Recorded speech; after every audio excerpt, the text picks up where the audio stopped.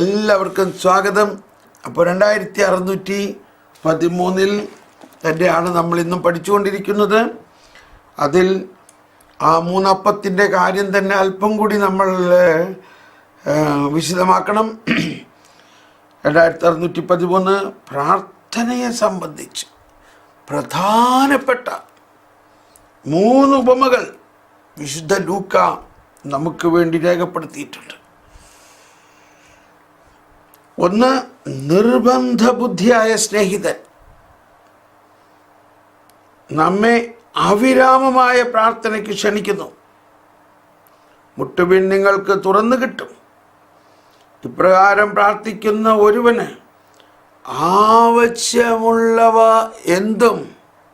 ആവശ്യമുള്ളതെന്തും സർവോപരി എല്ലാ ദാനങ്ങളെയും ഉൾക്കൊള്ളുന്ന പരിശുദ്ധാത്മാവിനെയും സ്വർഗീയ പിതാവ് നൽകും. അതാണ് നമ്മുടെ ഇന്നത്തെ വിഷയം. നമ്മൾ ലൂക്ക 11 പോകാം. അപ്പോൾ ഒന്ന്, ഈ ഉപമ ഈശോ പ്രാർത്ഥനയെക്കുറിച്ച് പഠിപ്പിക്കുന്ന ഉപമയാണെന്ന് മനസ്സിലാക്കണം. സ്വർഗസ്ഥനായ പിതാവേ എന്നുള്ള പ്രാർത്ഥന പഠിപ്പിച്ചതിന് ശേഷം ആ സ്വർഗസ്ഥനായ പിതാവ് എന്നുള്ള പ്രാർത്ഥന പ്രാർത്ഥിക്കുമ്പോൾ നമ്മൾ എന്ത് കണ്ട് പ്രാർത്ഥിക്കണം? അപ്പോൾ ഒന്ന്, ഇപ്പോൾ ചിലരൊരു സൂചന പറഞ്ഞത്, ഇത് ഈ അപ്പം കൊടുക്കണ കാര്യം, മനുഷ്യന് ആവശ്യമായിട്ടുള്ള കാര്യങ്ങളെല്ലാം പ്രവർത്തിക്കണ അക്ഷരാർത്ഥത്തിൽ തന്നെ എടുക്കണ്ടേ? അങ്ങനെ പണ്ടത്തെ വിശുദ്ധരെല്ലാം അങ്ങനെ പ്രവർത്തിച്ചില്ലേ എന്നെല്ലാം ചോദിക്കാം. അപ്പോൾ ഇത് അങ്ങനെ പ്രവൃത്തി ഇവിടെ ഒരു തലമായിട്ട് കാണേണ്ട ഒരു കാര്യമല്ല. ഇത് പ്രാർത്ഥനയുടെ ഒരു തലമായിട്ട് കാണണം. ഇനി ഇത് മറ്റൊരു ചോദ്യം, ഇത് ഇത്രയും ഇങ്ങനെ വലിയ പണ്ഡിതന്മാരുടെ സഭാപിതാക്കന്മാരുടെ എല്ലാം വ്യാഖ്യാനത്തിന് വിധേയമാക്കേണ്ട ആവശ്യമുണ്ടോ? സാധാരണ ആളുകൾക്ക് മനസ്സിലാവുന്ന മാതിരി അങ്ങ് പ്രാർത്ഥിച്ചാൽ പോരെ? തീർച്ചയായിട്ടും നമ്മളെന്താ വിചാരിക്കുന്നത്? സാധാരണ ആളുകൾക്കും ദൈവം വെളിപാടുകൾ തരും. പണ്ഡിതന്മാർക്ക് മാത്രമല്ല, നമ്മുടെ ഗ്രൂപ്പിൽ തന്നെ ഒരു വിദ്യാഭ്യാസമില്ലാത്ത പലരുമുണ്ട്. എന്നാൽ അവർക്ക് ഈ പറയുന്ന ഒരു പ്രബോധനങ്ങളും പഠിയാതെ തന്നെ ദൈവം വലിയ കാര്യങ്ങൾ വെളിപ്പെടുത്തി കൊടുക്കുന്നുണ്ട് പ്രാർത്ഥനയുടെ. പക്ഷേ എന്നാൽ അവർക്കത് മറ്റുള്ളവരെ പഠിപ്പിക്കണമെങ്കിൽ അവർക്കത് എനിക്കിങ്ങനെയാണ് കർത്താവ് വെളിപ്പെടുത്തി തന്നേക്കണമെന്ന് പറഞ്ഞാൽ അതൊരു പ്രബോധനത്തിൻ്റെ വശമാവില്ല. പ്രബോധനത്തിന് നമ്മൾ പ്രബോധനത്തിൻ്റെ റെഫറൻസോടുകൂടി എടുക്കണം. അപ്പോൾ ഈ പ്രബോധനമൊന്നുമില്ലാതെ തന്നെ പരിശുദ്ധാത്മാവിൻ്റെ പ്രേരണയിലൂടെ സാധാരണക്കാരായ നമ്മുടെ അമ്മമാർക്കും അമ്മാമ്മമാർക്കും നമ്മുടെ വീട്ടമ്മമാർക്കും അല്ലെങ്കിൽ സാധാരണ ആളുകൾക്കെല്ലാം പ്രാർത്ഥനയുടെ വലിയ ആഴങ്ങൾ മനസ്സിലാവുന്നുണ്ട്. പരിശുദ്ധാത്മാവ് ഓരോരുത്തർക്കും വ്യത്യസ്ത രീതിയിൽ ഇതൊക്കെ മനസ്സിലാക്കുന്നുണ്ട്. അപ്പോൾ ഇത് ഇനി നിർബന്ധമൊന്നുമില്ല എല്ലാവരും ഇതെല്ലാം പഠിച്ചിട്ട് തന്നെ പ്രാർത്ഥിക്കണമെന്ന്. അല്ലാതെ തന്നെ ഈ കാര്യങ്ങൾ അവർക്ക് മനസ്സിലാക്കാനുള്ള സാധ്യതകളുണ്ട്. ഓക്കെ, അപ്പോൾ ഇത് ഞാൻ ചില അഭിപ്രായങ്ങളെ ക്ലാരിഫൈ ചെയ്യുന്നതാണ്. ഇനി അടുത്തത്, ഒന്ന് നമ്മൾ മനസ്സിലാക്കണം, സ്വർഗസ്ഥനായ ഞങ്ങളുടെ പിതാവേ എന്നുള്ള പ്രാർത്ഥനയാണ് ഇവിടുത്തെ ഒരു വിഷയം. അപ്പോൾ അവിടെ പിതാവ് എവിടെയുണ്ടോ അവിടെ പുത്രനുമുണ്ട്, പരിശുദ്ധാത്മാവുണ്ട്. മറ്റൊരു വശം, ഇത് ത്രിത്വൈക ദൈവ കേന്ദ്രീകൃതമാണ്. വിശുദ്ധ അഗസ്തീനോസിൻ്റെ എല്ലാം വ്യാഖ്യാനത്തിൽ ഈ ഒരു ആശയം കൂടി ചേർന്നിട്ടാണ് നിൽക്കുന്നത്. ത്രിത്വത്തിൻ്റെ 3 ആളുകളും ഒരിക്കലും അവിഭാജ്യമാണ്. അവർ എപ്പോഴും ഒന്നാണ്. അതാണ് 3 അപ്പത്തിൽ നിന്ന് സൂചിപ്പിക്കുന്നത്. ആ 3 അപ്പത്തെ വിഭജിച്ചിട്ടല്ല, ആ 3 അപ്പത്തെ ഒന്നായിട്ട് തന്നെ കൊടുക്കണം എന്നുള്ള ഒരു വശമുണ്ട്. അതാണ് ഇതിൻ്റെ മറ്റൊരു വശം. നമ്മൾ ഇവിടെ പ്രാർത്ഥിക്കുമ്പോൾ നമ്മുടെ പ്രാർത്ഥനയെല്ലാം ത്രിത്വൈക ദൈവ കേന്ദ്രീകൃതമാണ്. അപ്പോൾ ആ ത്രിത്വൈക ദൈവത്തിൽ നിന്നും ലഭിക്കുന്ന വിശ്വാസം, പ്രത്യാശ, സ്നേഹം, ഇതിനെ വിഭജിക്കാൻ പറ്റില്ല. ഇപ്പോൾ ഒന്നാം മൂന്നപ്പം ഇല്ലെങ്കിൽ ഒരപ്പം തായോ എന്ന് പറഞ്ഞ് മേടിക്കാൻ പറ്റില്ല. ഈ മൂന്നപ്പം തന്നെ വേണം. അപ്പോൾ ആ മൂന്നപ്പത്തിൽ ആ മൂന്നപ്പം എന്ന് പറയുന്നത് ത്രിത്വത്തിൻ്റെ രഹസ്യങ്ങൾ അടങ്ങിയിരിക്കുന്ന ദൈവിക ജ്ഞാനമാകാം. ത്രിത്വൈക ദൈവത്തിൻ്റെ രഹസ്യങ്ങൾ അടങ്ങിയിരിക്കുന്ന ദൈവിക ജ്ഞാനമാകാം. അതോടൊപ്പം വിശ്വാസം, പ്രത്യാശ, സ്നേഹം എന്നത് പിതാവ്, പുത്രൻ, പരിശുദ്ധാത്മാവ് എന്ന മൂന്നാളുകളിൽ നിന്നും ഉത്ഭവിക്കുന്ന ദൈവത്തിൻ്റെ അസ്തിത്വമാകാം. ഇനി എന്തിനു പറയണു? നമ്മൾ എല്ലാ കൊന്ത ചെല്ലുമ്പോഴും കൊന്തയുടെ ആദ്യം, ഇപ്പോൾ മാതാവ് നമ്മളെ പഠിപ്പിച്ചിട്ടുള്ളതാണ് ജപമാല. മാതാവിൻ്റെ ജപമാലയുടെ ആദ്യം നമ്മൾ വിശ്വാസ പ്രമാണം പ്രാർത്ഥിച്ചു. അത് കഴിഞ്ഞിട്ട് സ്വർഗസ്ഥനായ പിതാവ് എന്ന് പ്രാർത്ഥിച്ചു. അത് കഴിഞ്ഞിട്ട് പ്രാർത്ഥിക്കുന്ന 3 പ്രാർത്ഥനകൾ എന്താണ്? ദൈവപിതാവിൻ്റെ മകളായ പരിശുദ്ധ അമ്മേ, വിശ്വാസമെന്ന പുണ്യമുണ്ടായി ഞങ്ങളെ വളരുന്നതിന് ഞങ്ങൾക്ക് വേണ്ടി പ്രാർത്ഥിക്കണം. എന്നിട്ട് താൻ മോറിയും ചേർന്നു കണ്ടോ. രണ്ടാമത് പുത്രൻ തമ്പുരാൻ്റെ അമ്മയായ പരിശുദ്ധ അമ്മേ, ദൈവശരണം കണ്ടോ, പ്രത്യാശ എന്ന പുണ്യമുണ്ടായി ഞങ്ങളെ വളർത്തണേ. ഇനി മൂന്നാമത് റുവാവ് കുസ്സ തമ്പുരാൻ്റെ മണവാട്ടിയായ പരിശുദ്ധ അമ്മേ, ദൈവസ്നേഹമെന്ന പുണ്യമുണ്ടായി ഞങ്ങളെ വളർത്തണേ കണ്ടോ. അപ്പോൾ ഇവിടെ ആ ത്രിത്വാത്മകതയും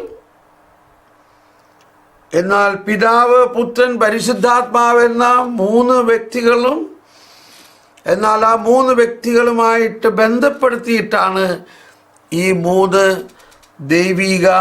ദൈവിക പുണ്യങ്ങളെ നമ്മൾ ആഗ്രഹിക്കുന്നത്. വിശ്വാസം, പ്രത്യാശ, സ്നേഹം. അപ്പോൾ ഇത്രയും കൂടി നമ്മൾ ഇതിനോട് മനസ്സിലാക്കിയിട്ട് പ്രാർത്ഥിക്കണം. അപ്പോൾ നമ്മളിത് മനസ്സിലാക്കി പ്രാർത്ഥിക്കുമ്പോൾ കൊന്ത ചെല്ലുമ്പോൾ തന്നെ നമ്മൾ ആദ്യം കൊന്ത ചെല്ലുന്നതിന് നമ്മൾ ഒരുപാട് നിയോഗങ്ങളൊക്കെ വയ്ക്കാറുണ്ടാകാം. എന്നാൽ ഏറ്റവും പ്രധാന നിയോഗം എന്താ? ആ നിയോഗം ആദ്യം അവിടെ പറഞ്ഞിട്ടുണ്ട്. പക്ഷെ നമ്മളതങ്ങ് ഓടിച്ച് പ്രാർത്ഥിച്ചു പോകാൻ. റുവാവിശാമ്പരാൻ്റെ മണവാട്ടിയായ പരിശുദ്ധമേ, ഞങ്ങൾക്ക് ദൈവസ്നേഹം ഉണ്ടായിരിക്കും, ഞങ്ങൾ പ്രാർത്ഥിക്കുന്നു. ഇങ്ങനെ അങ്ങ് ഓടിച്ചു പോകാതെ ഇത് അത്യാവശ്യം വേണ്ട 3 കാര്യമാണ്. 3 കാര്യമാണ്: വിശ്വാസം, പ്രത്യാശ, സ്നേഹം. ഓക്കെ, ചെയ്ത എനിക്ക് 3 അപ്പം വായ്പ തരിക. അപ്പോൾ വായ്പ തന്നിട്ട് എപ്പോഴാണ് നമ്മൾ തിരിച്ചു കൊടുക്കണേ? അപ്പോൾ ഇത് നിത്യജീവൻ്റെ അനുഗ്രഹമാണ്. നമുക്ക് ഒരാൾക്ക് നിത്യജീവൻ ലഭിക്കാൻ വേണ്ടിയുള്ളതാണ്. അപ്പോൾ ഈ നിത്യജീവൻ ലഭിക്കാൻ വേണ്ടിയുള്ള ഈ 3 പുണ്യങ്ങൾ നമ്മളിലേക്ക് ദൈവം വായ്പയായിട്ട് തരുന്നത് കിട്ടിക്കഴിഞ്ഞാൽ ആ വ്യക്തി ദൈവത്തിൽ ചെന്ന് എത്തും. അപ്പോൾ നമ്മൾ അവിടെ തിരിച്ചു കൊടുക്കും. നമ്മുടെ ജീവിതം തന്നെ ഒരു വായ്പയാണ്. നമ്മുടെ ജീവിതം തന്നെ, നമ്മുടെ ആത്മാവ് തന്നെ ദൈവത്തിൽ നിന്ന് വായ്പയായിട്ട് തന്നിരിക്കുന്ന ആത്മാവാണ്. ഇത് നമ്മുടെ സ്വന്തമല്ല. ഇത് നമ്മൾ തിരിച്ച് ദൈവത്തിലേക്ക് ചെല്ലുമ്പോൾ അവിടെ ദൈവത്തിലേക്ക് എത്തിച്ചേരാനുള്ളതാണ്. അതാണ് വായ്പ എന്നുള്ള അർത്ഥത്തിന് എനിക്ക് തോന്നുന്ന ഒരു ഉത്തരം. പിന്നെ മറ്റൊന്ന്,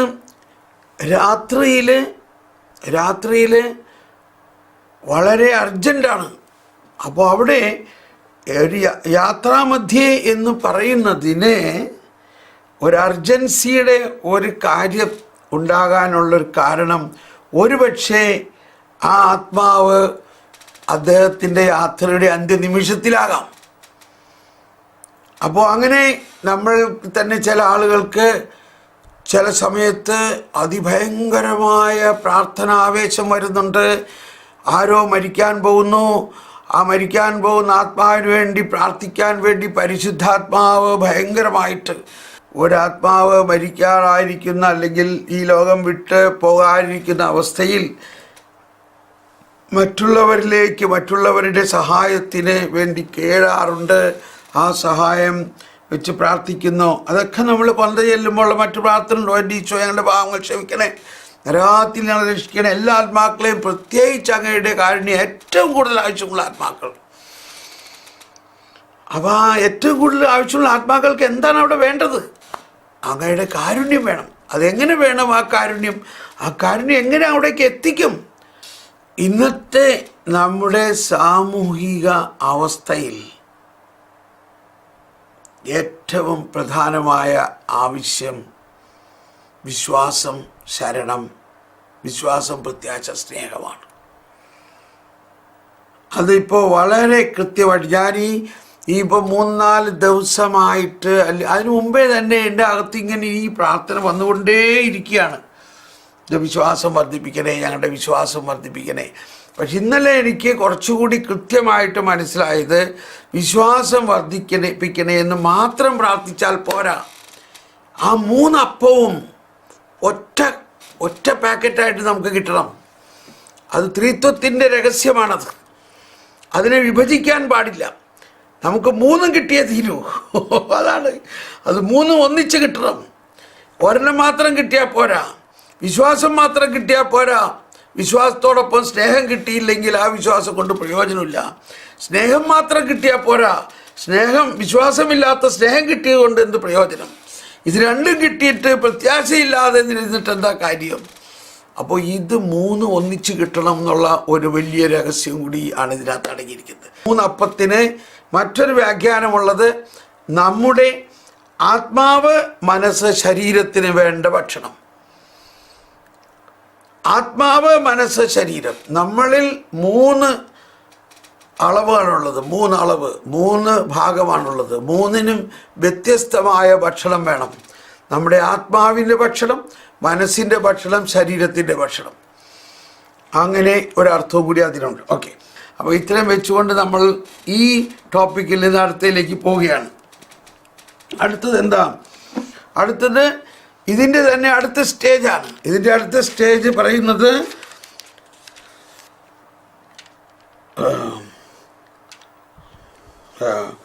ഞാൻ നിങ്ങളോട് പറയുന്നു, ചോദിക്കുവിൻ നിങ്ങൾക്ക് ലഭിക്കും. കണ്ടോ? അപ്പോൾ ഈ ചോദിക്കുന്നത് നിങ്ങൾക്ക് ലഭിക്കും. നമ്മൾ പ്രാർത്ഥിക്കാൻ ചില സമയം നിശ്ചയിക്കുന്നു, ഇത്ര സമയത്ത് ഇന്നത് പ്രാർത്ഥിക്കുന്നു. ആ സമയം കഴിഞ്ഞ് നമ്മുടെ പ്രാർത്ഥന കഴിഞ്ഞു. നമ്മുടെ പ്രാർത്ഥനയുടെ ആ ഒരു രഹസ്യത്തിൽ നമ്മൾ ചോദിക്കുന്നത് കിട്ടുന്നത് വരെ പ്രാർത്ഥിക്കുക എന്നുള്ളതാണ് ഒരു പ്രധാന കാര്യം. നമ്മൾ എന്തിനു വേണ്ടി ചോദിക്കുന്നുവോ അത് കിട്ടുന്നത് വരെ പ്രാർത്ഥിക്കുക. നമ്മൾ അതിനെ ഇടയ്ക്ക് വിട്ടു പോകരുത്. ഞാനത്തിലൊക്കെ പ്രാർത്ഥിച്ചു, ഇനി കർത്താവ് തരാണ്ടി തരട്ടെ, ഇല്ലെങ്കിൽ വേണ്ട. ഇപ്പോൾ ഒരു കുടുംബത്തിലൊരു പ്രശ്നമുണ്ട്. അവർ നമ്മളെ വിളിച്ച് പറഞ്ഞു, അത് സഹോദരി അല്ലെങ്കിൽ സഹോദര, ഇവിടെ ഭയങ്കര പ്രശ്നമാണ്, എൻ്റെ ഭർത്താവ് അല്ലെങ്കിൽ ഭാര്യ ഞങ്ങൾ തമ്മിൽ ഭയങ്കര പ്രശ്നമാണ് ഇവിടെ, അതുകൊണ്ടൊന്ന് പ്രാർത്ഥിക്കണം കേട്ടോ എന്ന് പറഞ്ഞാൽ നമ്മൾ എന്തോരം പ്രാർത്ഥിക്കും? നമ്മൾ പറയും, ശരി, ഇന്നത്തെ കുടുംബ പ്രാർത്ഥനയിൽ ഞാൻ ഓർത്തോളാട്ടോ. ഇപ്പോൾ കുടുംബ പ്രാർത്ഥനയിൽ നമ്മളൊരാൾ ഓർക്കും, കൂടി വന്നാൽ ഒരു രഹസ്യം അവർക്ക് വേണ്ടി തന്നെ കാഴ്ചവെച്ച് പ്രാർത്ഥിക്കും. അതൊന്നും പോരാ. അപ്പം നമ്മൾ മനസ്സിലാക്കേണ്ടത് ഈ ആവശ്യം, ഒരവസ്ഥ, ആ പ്രാർത്ഥനയുടെ ആവശ്യം എന്താണ് അവിടെ വേണ്ടതെന്നുള്ളത് നമ്മളൊന്ന് ഉൾക്കൊള്ളണം. ആ ആവശ്യം ലഭിക്കുന്നതിന് നമ്മൾ എത്രത്തോളം വിശ്വാസത്തോടും പ്രത്യാശയോടും കൂടി സ്നേഹത്തോടും കൂടി പ്രാർത്ഥിക്കണം. അപ്പോൾ ഈ ആദ്യത്തെ ഉപമയുമായിട്ട് ബന്ധപ്പെട്ടിട്ടുള്ളതാണ് അടുത്ത ഉപമ. ആദ്യത്തെ ഉപമ അനുസരിച്ച് നമുക്ക് ആ 3 അപ്പം കിട്ടി, വിശ്വാസം, പ്രത്യാശ, സ്നേഹം കിട്ടി. അത് കിട്ടിക്കഴിഞ്ഞിട്ടുള്ളതാണ് അടുത്ത ഉപമ. എന്താണ്? ചോദിക്കുന്നവന് ലഭിക്കും. ഞാൻ നിങ്ങളോട് പറയുന്നു, ചോദിക്കുവിൻ നിങ്ങൾക്ക് ലഭിക്കും. എങ്ങനെ ചോദിക്കണം? അതാണ് നേരത്തെ നമ്മൾ എക്സ്പ്ലെയിൻ ചെയ്തത്. ചോദിക്കുവിൻ നിങ്ങൾക്ക് ലഭിക്കും. എങ്ങനെ ചോദിക്കണം? അതാണ് ഇത്രയും നേരം പറഞ്ഞുകൊണ്ടിരുന്നത്. ഇപ്പം നമ്മൾ 2.5 ദിവസമായി ആ ചോദിക്കണതിൻ്റെ കാര്യം പറഞ്ഞുകൊണ്ടിരിക്കുന്നത്. മനസ്സിലാവുന്നുണ്ടോ? ചോദിക്കുവിൻ നിങ്ങൾക്ക് ലഭിക്കും. കണ്ടോ? നിങ്ങൾക്ക് ലഭിക്കും. നിങ്ങൾ ലഭിക്കാണ്ട് അവിടെ നിന്ന് പോകരുത്. ലഭിക്കാണ്ട് അവിടെ നിന്ന് മാറരുത്. അത് ലഭിച്ചേ മതിയാവൂ, ഞങ്ങൾക്ക് തന്നേ പറ്റൂ. അതുപോലെ നിർബന്ധ ബുദ്ധിയിലുള്ള ഒരു ചോദ്യമായിരിക്കണം. 2, അന്വേഷിക്കുവിൻ, നിങ്ങൾ കണ്ടെത്തും. അപ്പോൾ ഇവിടെയെല്ലാം വലിയ രഹസ്യമാണ് അന്വേഷിക്കുവിൻ കണ്ടെത്തും എന്ന് പറയുന്നത്. മുട്ടുവിൻ തുറക്കപ്പെടും. അപ്പോൾ ഈ അന്വേഷിക്കലും മുട്ടുവും എല്ലാം ചെയ്യുന്നത് നമ്മൾ ഒരു ഭൗതിക തലത്തിൽ മാത്രം ചിന്തിക്കരുത്. ഇത് അക്ഷരാർത്ഥത്തിൽ നമുക്ക് ഇതിനെ വ്യാഖ്യാനിക്കണം, എന്നാൽ ആന്തരികാർത്ഥത്തിലും വ്യാഖ്യാനിക്കണം. ഇവിടെ പഠിപ്പിക്കുന്നത് പ്രാർത്ഥനയെക്കുറിച്ചാണ്, പഠിപ്പിക്കുന്ന സബ്ജക്റ്റ് പ്രാർത്ഥനയെക്കുറിച്ചാണ്, ഉപമ പ്രാർത്ഥനയെക്കുറിച്ചാണ്. നമുക്ക് ആവശ്യമായിട്ടുള്ള ഭൗതിക വസ്തുക്കൾ തീർച്ചയായിട്ടും കിട്ടും എന്ന് ഈശോ പല സ്ഥലത്ത് പറയുന്നുണ്ട്. നിങ്ങൾക്ക് എന്ത് ഭക്ഷിക്കും, എന്ത് കുടിക്കണം എന്നുള്ളത്, എന്ത് ഉടുക്കണമെന്നൊക്കെ നിങ്ങളുടെ പിതാവിനറിയാം. നിങ്ങൾ അതിനെക്കുറിച്ച് ആകുലപ്പെടരുത്. ഇത് 11-ാം അധ്യായമാണ്. ലൂക്ക 12-ാം അധ്യായത്തിലാണ് അത് പറയുന്നത്. ആകുലരാകേണ്ട, നിങ്ങൾ ആകുലരാകേണ്ട. കണ്ടോ, ദൈവപരിപാലനയിൽ ആശ്വസിക്കും. 12:22 വീണ്ടും ശിഷ്യന്മാരോട് ചെയ്യുന്നു. എന്നാൽ ഞാൻ നിങ്ങളോട് പറയുന്നു, എന്ത് ഭക്ഷിക്കുമെന്ന് ജീവനെ പറ്റിയോ, എന്ത് ധരിക്കുമെന്ന് ശരീരത്തെ പറ്റിയോ നിങ്ങൾ ആകുലരാകേണ്ട. എന്തെന്നാൽ ജീവൻ ഭക്ഷണത്തിനും ശരീരം വസ്ത്രത്തിനും ഉപരിയാണ്. കാക്കകളെ നോക്കുവിൻ, അവ വിതയ്ക്കുന്നില്ല, കൊയ്യുന്നില്ല, അവയ്ക്ക് കളപ്പുരകളില്ല, കലവറയോ കളപ്പുരയോ ഇല്ല, എങ്കിലും ദൈവം അവയെ തീറ്റിപ്പോറ്റുന്നു. പക്ഷികളെക്കാൾ എത്രയോ വിലപ്പെട്ടവരാണ് നിങ്ങൾ. ഇവിടെ എന്ത് കാര്യത്തിനെ കുറിച്ചാണ് ഇവിടെ നമ്മൾ ചോദിക്കാൻ പറയണത്? ദൈവരാജ്യത്തിൻ്റെ രഹസ്യങ്ങൾ, ത്രിത്വൈക ദൈവത്തിൻ്റെ രഹസ്യങ്ങൾ, ത്രിത്വൈക ദൈവത്തെ തന്നെ, ആ ത്രിത്വൈക ദൈവവുമായിട്ടുള്ള നമ്മുടെ ലയനത്തെ, ത്രിത്വൈക ദൈവം നമ്മളിൽ വസിക്കുന്ന അവസ്ഥയെ അന്വേഷിക്കുവിൻ. അതുകൊണ്ട് പെട്ടെന്ന് നമുക്കുണ്ടാകേണ്ടത് നമ്മുടെ ഭൗതികമായ കാഴ്ചപ്പാടിൽ നിന്നും വിട്ട് ദൈവത്തെ തന്നെ അന്വേഷിക്കുക. അതാണ് നമ്മൾ പല പ്രാവശ്യം പറഞ്ഞിട്ടുള്ളതാണ്. ഈശ്വരനെ തേടി ഞാനലഞ്ഞു, കണ്ടോ, കടലുകൾ കടന്നു ഞാൻ നടന്നു, അവിടെയുമിൽ ഇവിടെയുമിൽ ഈശ്വരൻ, വിജനമായ ഭൂവിലുമിൽ ഈശ്വരൻ. അവസാനം അപ്പോൾ അഗസ്തീനോസ് പിതാവിൻ്റെ മൈ കൺഫെഷൻ അതിലെഴുതിയിരിക്കുന്നത് ഒരു കരച്ചിലാണ്. അദ്ദേഹം കരയുകയാണ്. ഞാൻ പല പ്രാവശ്യം പറഞ്ഞിട്ടുള്ളതാണ്, നിങ്ങൾ പലരിൽ നിന്നും കേട്ടിട്ടുള്ളതാണ്. വിശുദ്ധ അഗസ്തീനോസ് കരയുകയാണ്, ശരിക്കും കരയുകയാണ്. 33 വർഷം ഞാൻ ദൈവത്തെ അന്വേഷിച്ചു, പലതും അന്വേഷിച്ചു നടന്നു. പക്ഷേ ഞാൻ എന്തിനെ അന്വേഷിച്ച് ലോകം മുഴുവനും നടന്നോ, ആ ആൾ എൻ്റെ ഉള്ളിൽ തന്നെ ഉണ്ടായിരുന്നു. അതാണ് അടുത്ത പാട്ട്. എത്ര വൈകി ദൈവമേ നിന്നെ അറിയുവാൻ. കണ്ടോ, അപ്പോൾ ഇന്നും നമ്മുടെ പ്രശ്നം, നമ്മൾ എന്തോ എല്ലാം അന്വേഷിക്കുന്നു. സകല ദാനങ്ങളുടെയും ഉറവിടം തന്നെയായ പരിശുദ്ധാത്മാവിനെ, ദൈവത്തെ തന്നെ നമ്മൾ കണ്ടെത്തണം. സകല ദാനങ്ങളുടെയും ഉറവിടമായ. അപ്പോൾ ഇവിടെ വരിക, ചോദിക്കുന്നവന് ലഭിക്കുന്നു, അന്വേഷിക്കുന്നവൻ കണ്ടെത്തുന്നു, മുട്ടുന്നവന് തുറന്നു കിട്ടുകയും ചെയ്യുന്നു. അപ്പോൾ ഇത് നമ്മൾ ആന്തരികമായും ദൈവികമായ രഹസ്യങ്ങളിലേക്കുള്ള ഒരു ദാഹമായിരിക്കണം, അന്വേഷണമായിരിക്കണം. അതാണ് ഒരു വിഷയം. അതാണ് ഇതിൻ്റെ അവസാനം ചെന്നെത്തുന്നത്. നിങ്ങളിൽ ഏതൊരു പിതാവാണ്, കണ്ടോ, സ്വർഗസ്ഥനായ പിതാവിൻ്റെ പ്രാർത്ഥനയെ ബന്ധപ്പെടുത്തിക്കൊണ്ടിരുന്ന മറന്നു പോകരുതേ. നിങ്ങളിൽ ഏത് പിതാവാണ് മക്കൾക്ക് മീൻ ചോദിച്ചാൽ പകരം പാമ്പിനെ കൊടുക്കുക. അപ്പോൾ ഈ മീൻ എന്നുള്ളതൊക്കെ ഭയങ്കര അർത്ഥമാണ്. മീൻ ബൈബിളിൽ രക്ഷയുടെ ഏറ്റവും വലിയ ചിഹ്നമാണ്. മീൻ എന്ന് പറയുന്നത് ബൈബിളിൽ രക്ഷയുടെ ചിഹ്നമാണ്. നോഹയുടെ ജലപ്രളയ കാലത്ത് നോഹയുടെ ജലപ്രളയം രക്ഷയുടെ ചിഹ്നമാണ്. അത് നാശത്തിൻ്റെ ചിഹ്നത്തെക്കാളും രക്ഷയുടെ ചിഹ്നമാണ്. അതിലൂടെ ആ ജലത്തിലൂടെ രക്ഷിക്കപ്പെട്ടു, ഒരു കുടുംബം രക്ഷിക്കപ്പെട്ടു. അതോടൊപ്പം ആ ജലത്തിൽ മറ്റെല്ലാ ജീവജാലങ്ങളും മരിച്ചെങ്കിലും ഒരു ജീവി മാത്രം മരിച്ചിട്ടില്ല. ഏതാണ് ആ ജീവി? മത്സ്യം. മത്സ്യത്തിന് ഭയങ്കര കുശാലായി. പുതുവെള്ളം നിറച്ച്, ലോകം മുഴുവനും പുതുവെള്ളം, മത്സ്യങ്ങൾ, അത് രക്ഷയുടെ പ്രതീകമാണ്. അപ്പം മകൻ മീൻ ചോദിച്ചാൽ പകരം പാമ്പിനെ കൊടുക്കുമോ? ഇത്രയും മതി, ഇതിൻ്റെ കൂടുതൽ വിശദാംശത്തിലേക്ക് പോകണ്ട. നമ്മൾ അതിൻ്റെ ആശയം മനസ്സിലാക്കൂ. അവിടെ ഉദാഹരണം മത്സ്യം എന്ന ഒരു വസ്തുവാണെങ്കിലും ആ മത്സ്യത്തിലൂടെ നമ്മൾ മനസ്സിലാക്കേണ്ടത് ഒരു മനുഷ്യ ആത്മാവിൻ്റെ വേണ്ടതായ രക്ഷയ്ക്ക് വേണ്ടി, അവൻ്റെ രക്ഷയ്ക്ക് വേണ്ടിയുള്ള കാര്യമാണ് നമ്മൾ ചോദിക്കേണ്ടത്, നമ്മൾ ആഗ്രഹിക്കേണ്ടത്. ഇപ്പോൾ നേരെ ഒരു ഉദാഹരണം തന്നെ ചോദിച്ചോ.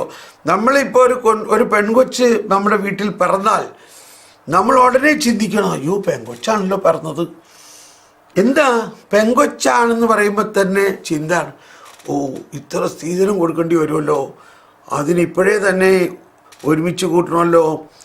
അതുകൊണ്ട് നമുക്ക് ആ സ്റ്റേറ്റ് ബാങ്കിൽ ഒരു മാസം 1000 രൂപ അടയ്ക്കണം, ഒരു ലോൺ എടുക്ക്. ലോണല്ല, ഒരു ഡെപ്പോസിറ്റ് ചേര്.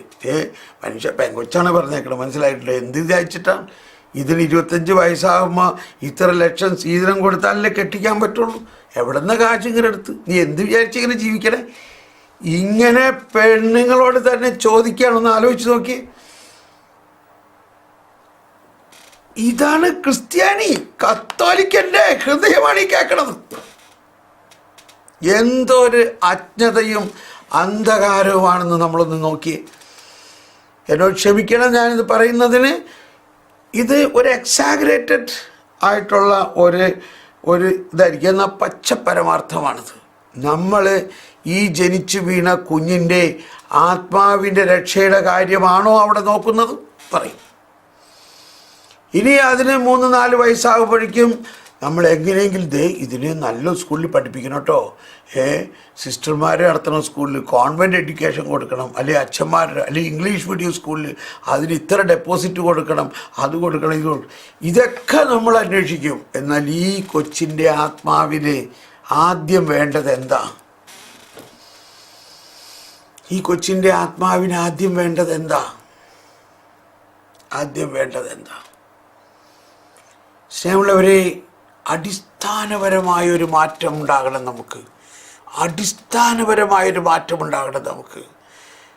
അടിസ്ഥാനപരമായി ഈ കുഞ്ഞുനാളിൽ തന്നെ ഈ കുഞ്ഞിൻ്റെ ആത്മാവിലേക്ക് കൊടുക്കേണ്ട പ്രസാദപരം ദൈവത്തിൻ്റെ സ്നേഹവും വിശ്വാസം, പ്രത്യാശ, സ്നേഹം, ഇതാണ് ഈ കുഞ്ഞിലേക്ക് പകരേണ്ടത്. അതിന് നമ്മളിൽ എന്താണുള്ളത്? എന്താ നമ്മൾ ചെയ്യേണ്ടത്? ഇത് നമ്മൾ പള്ളിയിൽ ചെയ്യുന്നോ വേദോപദേശ ക്ലാസ്സിൽ ചെയ്യുന്നോ വിചാരിച്ചിരിക്കാനല്ല വേണ്ടത്. ഇവിടെ അപ്പനെ കുറിച്ചാണ് പറയുന്നത്. നിങ്ങളിൽ ഏത് അപ്പനാണ്? അപ്പനാണ് കുടുംബത്തിലെ കാരണവർ. അപ്പനാണ് മാതാപിതാക്കളിൽ, അപ്പനിലൂടെയാണ് മക്കളിലേക്ക് ദൈവികത ആദ്യം പകരുന്നത്. അപ്പൻ. അപ്പോൾ അപ്പൻ തന്നെ പറയാമെന്ന് വിചാരിച്ചോ, ഏടി മക്കളെ, ഈ അമ്മയ്ക്ക് വട്ടാണ്, വെറുതെ ഇത്രയും പ്രാർത്ഥിക്കേണ്ട ആവശ്യമൊന്നുമില്ല, ദൈവം ഉണ്ടെന്നൊക്കെ പറഞ്ഞത് വെറുതെ പറയണതാണ് എന്ന് അപ്പൻ പറയുകയാണെങ്കിൽ അവസ്ഥ ഒന്ന് ആലോചിച്ച് നോക്കിയേ. ഭയങ്കര വിദ്യാഭ്യാസമുള്ള അപ്പന്മാരുണ്ട് നമ്മുടെ കൂടെ, അവർ പറയണ കാര്യങ്ങളടുത്ത്. ഇതാണ് നമ്മളുടെ ഒരു വശത്തെ അവസ്ഥ. എന്നാൽ വേറെ വശത്ത് വളരെ വളരെ ആത്മീയമായ റെസ്പോൺസിബിലിറ്റി. അപ്പന് ഒരു റെസ്പോൺസിബിലിറ്റി ഉണ്ട്. He's A responsible person. ആ അപ്പൻ്റെ റെസ്പോൺസിബിലിറ്റിയാണ് കുടുംബത്തിൽ ദൈവാനുഭവം കൊണ്ടുവരിക, ദൈവീകമായ പരിപാലനം കൊണ്ടുവരിക എന്നുള്ളത്. അങ്ങനെയുള്ള ധാരാളം അപ്പന്മാരുണ്ട്, ഞാൻ കണ്ടിട്ടുണ്ട്. അവർ വളരെ കൃത്യമായിട്ട് മക്കളെ പാരൻറ്റിങ് ഫോർമേഷൻ അവർ ചെയ്യുന്ന അപ്പന്മാരുണ്ട്. അപ്പോൾ അങ്ങനത്തെ അപ്പന്മാരുണ്ടാകണം. നമ്മൾ കുടുംബത്തിൽ ഒരപ്പൻ്റെ സ്ഥാനത്ത്, ഇപ്പോൾ നമ്മൾ ഫാദേഴ്സ് ഡേ എല്ലാം ആഘോഷിച്ചു. ഒരപ്പൻ എന്ന് പറഞ്ഞാൽ എനിക്ക് ഏറ്റവും വലിയ സന്തോഷമുള്ളത് എൻ്റെ അപ്പൻ അതിലൊരു നല്ല മോഡലായിരുന്നു. എനിക്കത് നല്ല ചാരിതാർത്ഥ്യമുള്ളൊരു കാര്യമാണ്. 10 മക്കളുണ്ടായിരുന്നു ഞങ്ങൾ. 2 പേര് നേരത്തെ മരിച്ചു. എന്നാൽ 8 മക്കളെയും ഒരു സെമിനാരിയിൽ എന്ന പോലെ കൃത്യസമയത്ത് രാവിലെയും വൈകുന്നേരവും പ്രാർത്ഥിക്കാനും കുടുംബത്തിൽ ആ കുടുംബ പ്രാർത്ഥനയ്ക്ക് നേതൃത്വം കൊടുത്തുകൊണ്ട് വചനം വ്യാഖ്യാനിച്ചും വചനം പഠിപ്പിച്ചും പ്രാർത്ഥനയെല്ലാം നിർത്തി ചെല്ലിച്ചെല്ലാം. അപ്പം നമ്മളെ ലോകം മുഴുവനും നന്നാക്കാൻ നോക്കണം. എന്നാൽ ആദ്യം നമ്മൾ എവിടെ നന്നാവണം? നമ്മുടെ കുടുംബം, നമ്മുടെ മാതാപിതാക്കൾ, നമ്മുടെ മക്കളിലേക്ക്. അതാണ് മക്കൾ മീൻ ചോദിച്ചാൽ അതവരുടെ ആന്തരികമായ ഒരു ദാഹത്തെയാണ് അവിടെ പറയുന്നത്. എല്ലാ മക്കളുടെയും അന്തരാത്മാവ് ദൈവത്തിന് വേണ്ടി ദാഹിക്കുന്നുണ്ട്. അത് നമ്മൾ അറിയാതെ, അവർ ചോദിക്കാതെ നമ്മളത് കണ്ടുപിടിക്കണം. അവരുടെ ആത്മാവിൻ്റെ ദാഹം നമ്മൾ കണ്ടുപിടിക്കണം. അവരുടെ ആത്മാവിൻ്റെ ദാഹം ശമിപ്പിക്കണം. അവൻ്റെ ആത്മാവിൻ്റെ ഭക്ഷണം നമ്മൾ കൊടുക്കണം. അപ്പോൾ എന്താണ് അവരുടെ ആത്മാവിൻ്റെ ഭക്ഷണം? മീൻ ചോദിച്ചാൽ പാമ്പിനെ കൊടുക്കുമോ?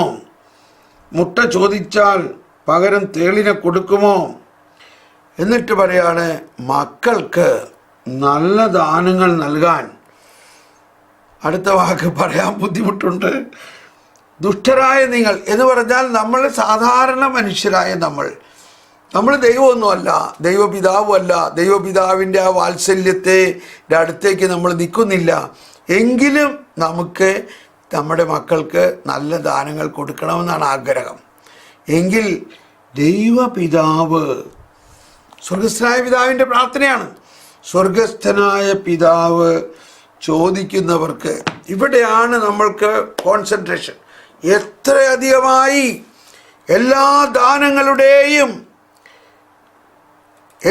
ദാനങ്ങളുടെയും ഉറവിടമായ പരിശുദ്ധാത്മാവിന് നൽകുകയില്ല.